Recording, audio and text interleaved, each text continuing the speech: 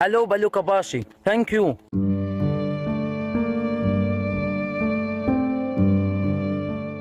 প্রতিদিন এক একটা খবর আসে গাজার বুক চিরে ধ্বংসের, আর্তনাদের আর হাহাকারের। অনেকে দেখেও ফিরিয়ে নেয় চোখ, খুঁজে নেয় ব্যস্ততার অজুহাত।